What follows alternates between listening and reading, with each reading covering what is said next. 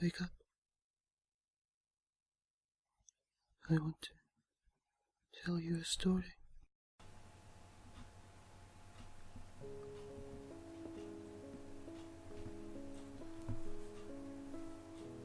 During my childhood, my family was like a drop of water in a vast river, never remaining in one location for long. We settled in Rhode Island when I was 8, and there we remained until I went to college in Colorado Springs.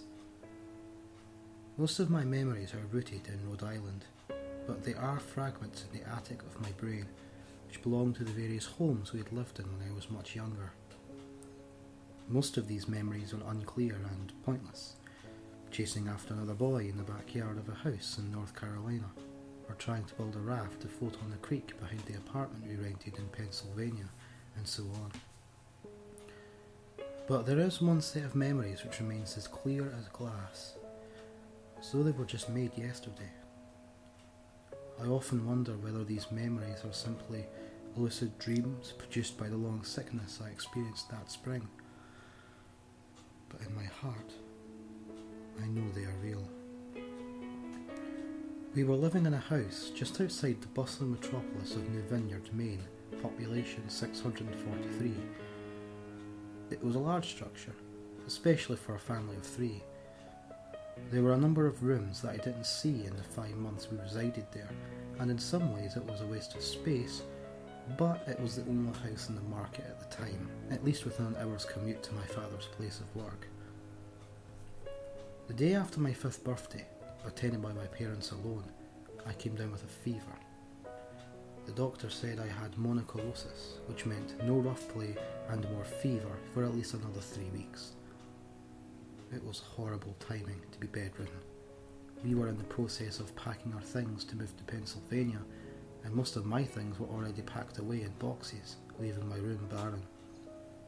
My mother brought me ginger ale and books several times a day, and these served the function of being my primary form of entertainment for the next few weeks. Boredom always loomed just around the corner, waiting to rear its ugly head and compound my misery. I don't exactly recall how I met Mr. Widemouth. I think it was about a week after I was diagnosed with mono. My very first memory of the small creature was asking him if he had a name. He told me to call him Mr. Widemouth because his mouth was large. In fact, everything about him was large in comparison to his body, his head, his eyes, his crooked ears, but his mouth was by far the largest. "You look kind of like a Furby," I said, as he flipped through one of my books. Mr. Widemouth stopped and gave me a puzzled look. "Furby? What's a Furby?" he asked. I shrugged. "You know, the toy. The little robot with the big ears. You can pet and feed him, almost like a real pet." "Oh," Mr. Widemouth resumed his activity. "You don't need one of those. They aren't the same as having a real friend." I remember Mr. Widemouth disappearing every time my mother stopped by to check in on me. "I lay under your bed," he later explained. "I don't want your parents to see me because I'm afraid they won't let us play anymore." We didn't do much during those first few days. Mr. Widemouth just looked at my books, fascinated by the stories and pictures they contained. The 3rd or 4th morning after I met him, he greeted me with a large smile on his face. "I have a new game we can play," he said. "We have to wait until after your mother comes to check on you, because she can't see us play it. It's a secret game." After my mother delivered more books and soda at the usual time, Mr. Widemouth slipped out from under the bed and tugged my hand. "We have to go to the room at the end of the hallway," he said. I objected at first, as my parents had forbidden me to leave my bed without their permission, but Mr. Widemouth persisted until I gave in. The room in question had no furniture or wallpaper. Its only distinguishing feature was a window opposite the doorway. Mr. Widemouth darted across the room and gave the window a firm push, flinging it open. He then beckoned me to look out at the ground below. We were on the second story of the house, but it was on a hill, and from this angle the drop was further than 2 stories due to the incline. I like to play pretend up here, Mr. Widemouth explained. I pretend that there's a big, soft trampoline below this window, and I jump. If you pretend hard enough, I bounce back up like a feather. I want you to try. I was a 5-year-old with a fever, so only a hint of scepticism darted through my thoughts as I looked down and considered the possibility. It's a long drop, I said. But that's all part of the fun. It wouldn't be fun if it was only a short drop. If it were that way, you may as well just bounce on a real trampoline. I toyed with the idea, picturing myself falling through thin air, only to bounce back to the window on something unseen by human eyes. But the realist in me prevailed. Maybe some other time, I said. I don't know if I have enough imagination. I could get hurt. Mr. Widemouth's face contorted into a snarl, but only for a moment. Anger gave way to disappointment. If you say so, he said. He spent the rest of the day under my bed, quiet as a mouse. The following morning, Mr. Widemouth arrived, holding a small box. I want to teach you how to juggle, he said. Here are some things you can use to practice before I start giving you lessons. I looked in the box. It was full of knives. My parents will kill me, I shouted, horrified that Mr. Widemouth had brought knives into my room, objects that my parents would never allow me to touch. I'll be spanked and grounded for a year. Mr. Widemouth frowned. It's fun to juggle with these.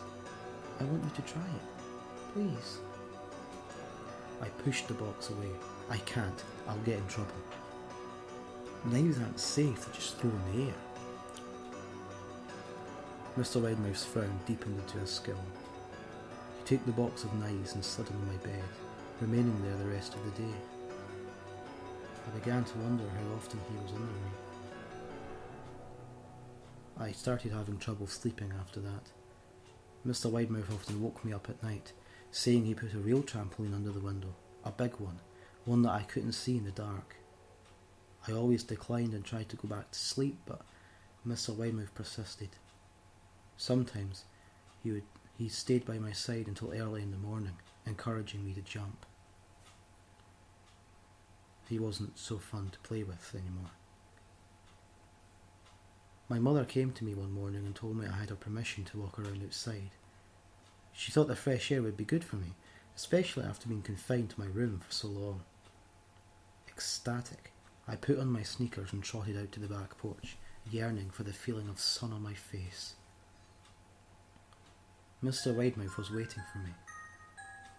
I have something I want you to see, he said. I must have given him a weird look, because he then said, It's safe, I promise.